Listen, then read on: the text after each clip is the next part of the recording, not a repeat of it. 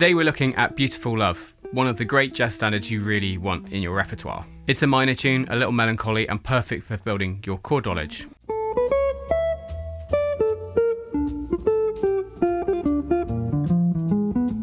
First, I'll play through it once with a little melodic variation, then I'll break down the chords section by section so you understand why they work, not just what they are. Now that's the key to really owning a standard.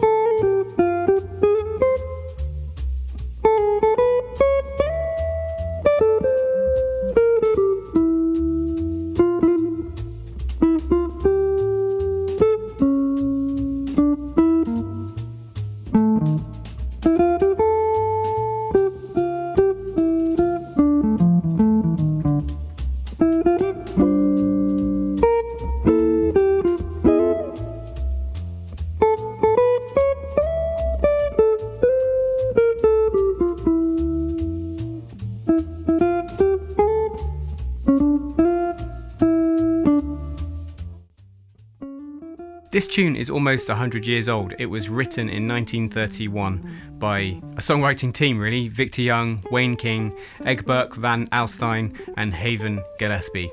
It showed up in the 1932 film The Mummy and also Hotel Continental. Now plenty of jazz musicians have been drawn to it over the years, probably because it's not a happy love song. Now if you want a great guitar version to check out, I thoroughly recommend the version by Louis Stewart. For vocals, Anita O'Day is my pick. I like to think of the form as ABAC, 32 bars in 4 8-bar sections. And I'm going to show you in the standard key of D minor. The minor chords first, D minor. Now this is a plain minor chord, no 7th, no 6th. And it's just the A minor shaped bar chord, but the first finger is only playing one note, so you kind of have to arc it up at the bottom to mute the E string, like that. And I'm using the tip of the finger to mute the big E string as well. Off the same string, G minor 7. E minor 7 flat 5 off the A string also. We've got one major chord. Told you it was a moody tune. We've got F major 7. And the following dominant chords. Now, some people find this voicing tricky. You could always omit the note on the B string if you do, but there it is, A7, and we're going to use that for B flat 7. Move it up a semitone again, we need it for B7 as well. So we've got 3 dominants there, A7, B flat 7, B7, all using the same shape. And then we've got a couple altered dominants, so dominants with some extensions for more colour and dissonance. We've got A7 sharp 5. So I've just taken that A7 shape we just had, which has the 5th on the B string, raise it, you get sharp 5. B flat 7 sharp 11. Really interesting sounding chord. And the same shape for G7 sharp 11. Now, if that sharp 11 shape feels awkward, just leave out the B string altogether and go for a 3-note voicing, which will be root, flat 7, 3. Just don't play the 5th. And so I've gone, you'll notice there, for 4-note voicings largely. I think they give more depth for a moody minor tune like this, but you can obviously use your own alternative shapes as well. PDFs for this lesson are on my Patreon page. On the supported tier, that's the lowest tier, it gets you all of the YouTube PDFs plus my chord melody arrangements. Link in the description. Now we kick off the tune, the A section, with a classic minor 2-5-1. So E minor 7 flat 5 to A7 sharp 5 to D minor for 2 bars. So that's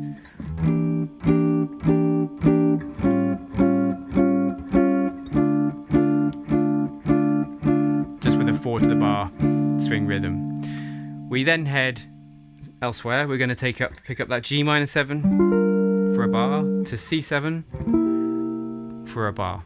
Now you probably recognise that's also a 2-5-1. That's a 2-5-1 in the relative major. We're in D minor, referencing the circular fifth. The relative major is F, and so we've gone minor 2-5-1 in D minor, then a major 2-5-1 in the relative major of F.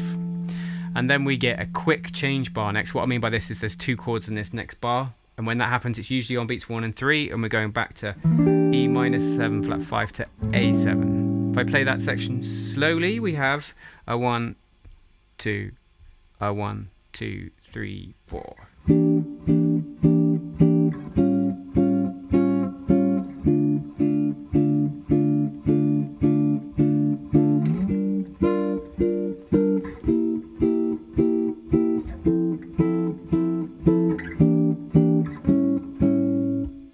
So that's our first 8-bar chunk, the B section, also 8 bars.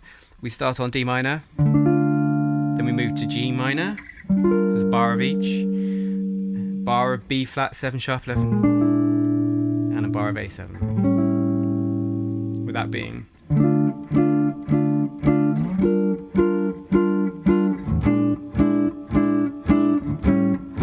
And then we're going to go D minor again, G7 sharp 11, love the dissonance that introduces, E minor 7 flat 5, A7. Piecing that B section together, we get a 1, 2, a 1, 2, 3, 4.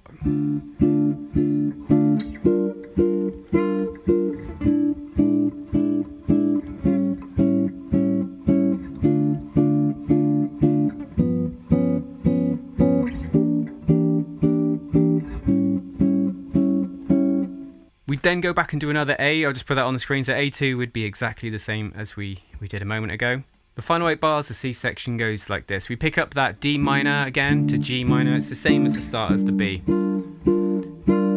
B flat 7 to A7. And the final 4 bars, 2 beats on each chord. D minor, B7, B flat 7, A7, resolving to 2 bars of D minor. So where you've got the 2 chords in a bar, you got 1, 2 on the first chord and beats 3 and 4 on the second. Piecing that together, the C section goes.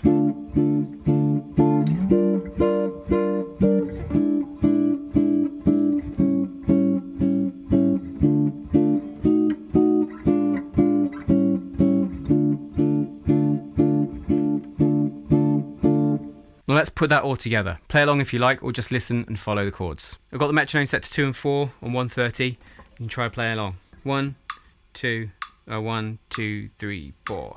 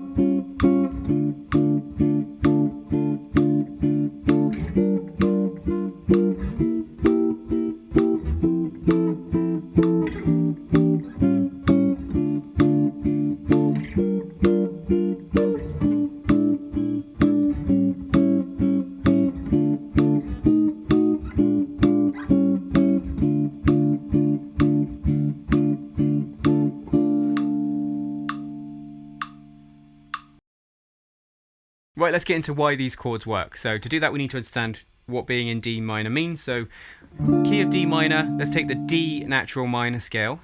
D, E, F, G, A, B flat, C, D. So it will be, when you're looking at sheet music, it will be the key signature with 1 flat.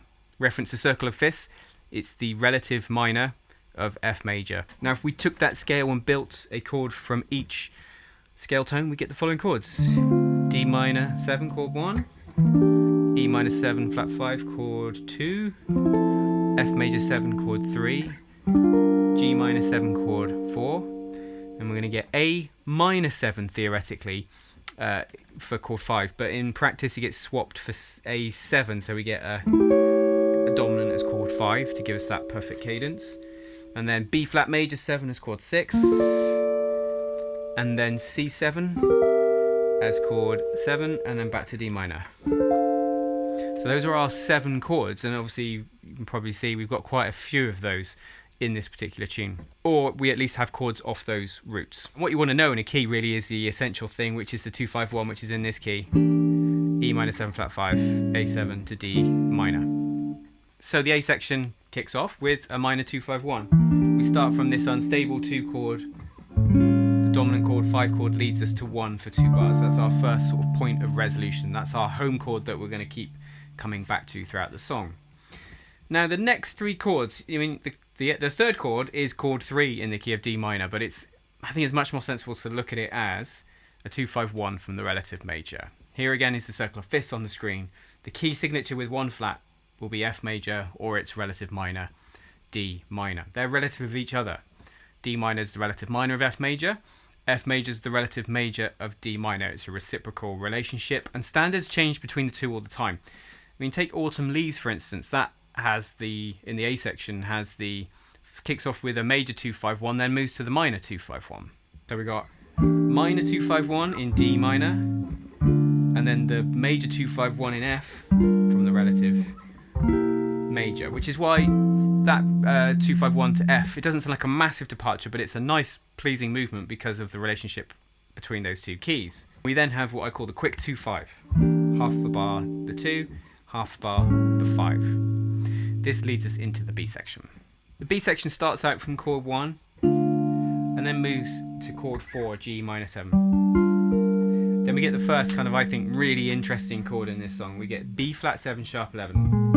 Now you do get a B flat as we saw earlier in the key of D minor, but it would usually be B flat major 7. So we got it as a dominant. So we're going to call this a flat 6 7, and this is a common chord to come up in minor bass tunes, but particularly the kind of moody ones. That then goes down a semitone to our 5 chord, which takes us back home to chord 1. And then we go to chord 4 again, but as a dominant, so this is chord 4 7, albeit with the sharp 11. And then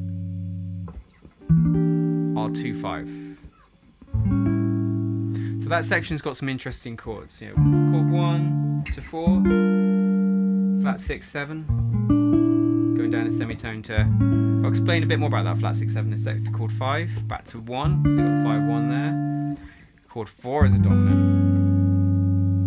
and then E minor 7 flat 5 to A7. I think I should maybe say a bit more about those 2 dominant chords, the B flat and the G.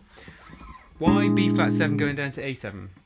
It's acting like a tritone here. If you think about an A chord, the 5 of an A chord is E. So if you wanted to get to A, whether it be minor, major or dominant, you play E7, you know, to A minor, for instance, or E7 to A major, or E7 to A7. Now the tritone substitution for E7 is B flat 7. So not only will E7 lead you to A, but so will B flat. And it leads you down really neatly. That semitone 4 is really neat.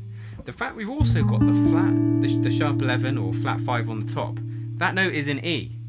So it really does capture that tritone flavour really well, going down to there. And then the G7, the interesting thing I think here, right, the next chord is E minor 7 flat 5. Now, you may or may not know that E minor 7 flat 5, E, G, B flat D, is the same notes as G minor 6. So by going G7 to E minor 7 flat 5, it kind of gives the feeling of major to minor. It's maybe a bit more subtle, but it's there. And something else I really like is the G7 sharp 11. It feels very bright when it comes in. It's got that B, which is a note we haven't had in any of the chords so far, and the D flat on the top, C sharp, D flat. So I think that chord there is a nice moment in the song. It's kind of quite uplifting and interesting. We then do the A again, and it will be exactly the same as we've done earlier. So let's just jump to the C section, which will be D minor again, chord 1, starts the same as the B, to chord 4, G minor, to chord flat 6 7, to chord 5, and then we get really a turnaround here. We're going chord 1, and then we get a chord built off B, which, you know, we don't get a B in the key of D minor, we get B flat, the flat 6. So this is 6 7 to flat 6 7 to the real dominant. Will the real dominant please stand up? Chord 5, back to 1. That's really just a turnaround of many options, and it works quite well, I think. Just that descending nature. Really effective. Now, if you want to go deeper on this standard, my standards essentials tier has the beautiful love melody 1, 2, 3 and comping 1, 2, 3 lessons. Lessons with like varying degrees of difficulty from where you want to start to where you want to take your playing. They're uploaded today, link in the description. Now drop any questions you might have in the comments and I'll get back to you. Don't forget, new jazz guitar lessons here every Monday. Until next time, you take care.